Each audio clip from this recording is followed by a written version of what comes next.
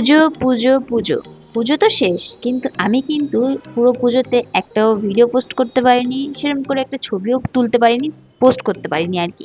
তো যাই হোক, এই দিনটা ছিল সপ্তমীর দিন। সকাল সকাল ঘুম থেকে উঠে স্নান টান করে চলে এসেছি পুজো দেবো ফুল তোলার জন্য।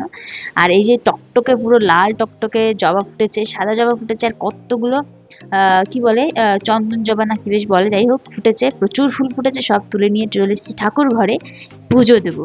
আর মেইন যেটা টপিক সেটা হচ্ছে সকাল সকাল আজকে 7:30টার সময় ঘুম থেকে উঠে স্নান টান কেন করেছি, বিকজ আমি যাচ্ছি বাপের বাড়ি। তো যাই হোক, পুজো বলে বাপের বাড়িতে যাওয়া মানে উচিত আর কি সব মেয়েদেরই, কিন্তু কিছু কিছু সময় অসুবিধা হয়ে পড়ে। তো যাই হোক, এবারে আমি যাচ্ছি সপ্তমীর দিন।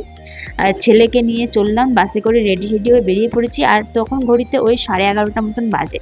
তারপরে বাড়ি পৌঁছে গিয়ে দুপুরে খাওয়া দাওয়া করে ঘুমিয়ে হট করে সন্ধ্যাবেলায় আমার বোন বলছে, দিদি চলো ঠাকুর দেখতে যাব। এবার কোথায় যাব কোথায় যাব, কাছাকাছি আমাদের বগুলাতেই আছে, বাট বগুলার ঠাকুর এখন আর আগের মতন হয় না। যাই হোক, বগুলাতে নেমে প্রায় ওই 7টা মতন বাজে। নেমে আমি প্রথমে এসেছি আমার গার্লস স্কুলের পেছনে আর হাই স্কুল মাঠে আর কি, ঠাকুরটা দেখবো। প্যান্ডেলটা মোটামুটি ছিল। তো আমরা এদিকে টুকটুক করে আমার ছেলেকে নিয়ে বোনকে নিয়ে আমি তো চলেছি ঠাকুর দেখতে, বোনের আবদারে বেশিরভাগ। যাই হোক, এখানে দেখো আমরা পুজো মণ্ডপে ঢুকে পড়েছি, এটা হচ্ছে ফার্স্ট প্যান্ডেল আমাদের দেখা। আর এই যে হচ্ছে মায়ের মূর্তি। আর এখন না বগুলাতে সেরকম একটা ভালো পুজো হয় না আর কি, হয়ই না বলতে গেলে। মানে আগে তাও খুব হতো, আমি যখন ছোট ছিলাম রাস্তার পাড়িতে প্রচুর পুজো হতো। এখন খুব কম পুজো হয়, আর সেই একই ডিজাইনের প্যান্ডেল, একই মূর্তি, মানে কোনো চেঞ্জেস নেই। যাই হোক, মা তো মাই হয়, মায়ের মুখটা তো আলাদাই হয়। তো সেখান থেকে ঠাকুরটা দেখে একটুখানি মেলা ঘুরে চলে এসেছি এই যে আমাদের বাজারের দিকে, এটা হচ্ছে ডাক বাংলার ওই দিকে মনে হয়, না গুলমোহরের রাস্তার ওই দিকে।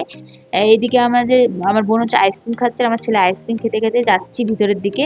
তো এই একটা প্যান্ডেল দেখলাম, মোটামুটি এটা ঠাকুরটাও বেশ ভালো ছিল। তো এই যে হচ্ছে আমার ছেলে, যে একটুখানি গান শুনে নাচানাচি করছিল, আর আমার ছেলে বাইরে বেরোলে না হাঁটতেই চায় না। যাই হোক, আমি এসেছিলাম শাড়ি পরে, এটা হচ্ছে মায়ের শাড়ি। প্রথমবার পরলাম, খুব ভালো লাগছিল আমাকে দেখতে। আর এই যে হচ্ছে এখানকার প্রতিমা, যেটা খুব সুন্দর হয়েছিল, সাবিকি সাবিকি দেখতেই পারছো।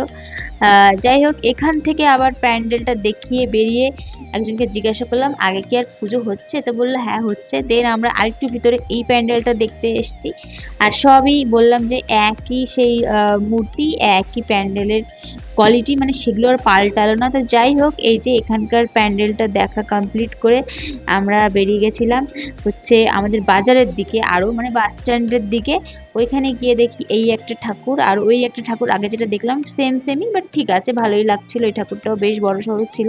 এখানে একটু এসি চলছিল, আর সেদিন পড়েছিল প্রচন্ড গরম।